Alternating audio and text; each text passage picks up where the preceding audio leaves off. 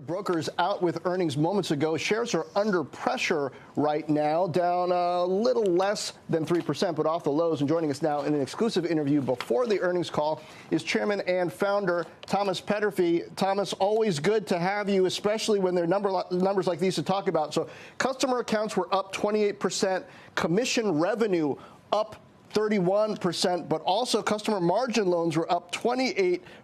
I remember you some quarters ago kind of telling us to keep an eye on that. What's your assessment of the health of trading out there right now? Well, people are still at it. I don't understand why, but everybody is very enthusiastic. It's just never stops. So that makes you a lot of money when people are trading.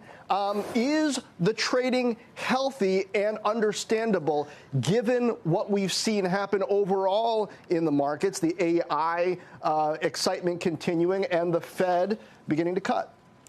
Yes, of course. I mean, yeah, the AI excitement is never ending, it seems. And there is so much money in the economy that people have no place, nowhere else to put it. That's what seems to be driving it in my mind. Thomas, it's Morgan. I know net interest income increased 9% in the quarter, but certainly that's been in focus across the financial sector as we have a Fed that's beginning to cut rates. Is it a net positive to see the Fed cut rates and get to a place of normalization with its interest rates as we have this bull market start kicking off its third year, or is it something to be thought about as a drag as that happens? Well, you mean for my firm? Yes.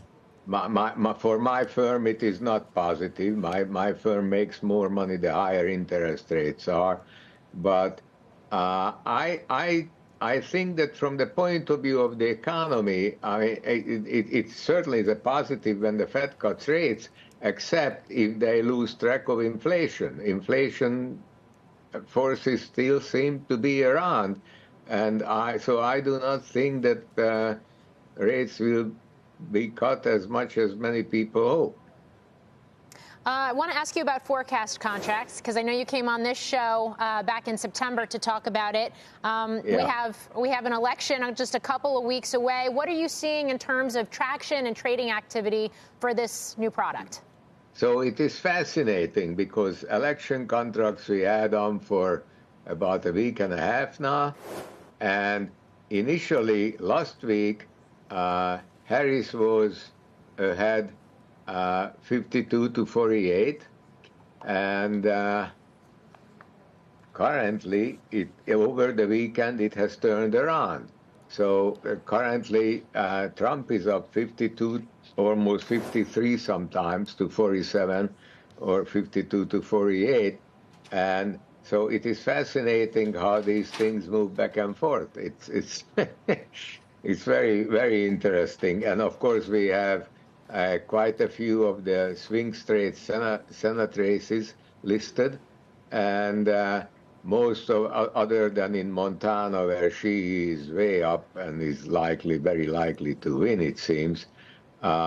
Most of the Republican senators are in the 20 to 30% range. So I don't know if anybody else will get a seat, but so it's very, Thomas, very interesting. Yes. For your investors out there, how should they think about the impact of election betting on the platform? Is this sort of an on-ramp? Are there people who maybe wouldn't be as active in stocks but think they have a smart political opinion or insight that are out there, or who are looking for a hedge to their equities and other exposures, who are upping their activity on the platform with this added feature? So I definitely think that it's more the latter.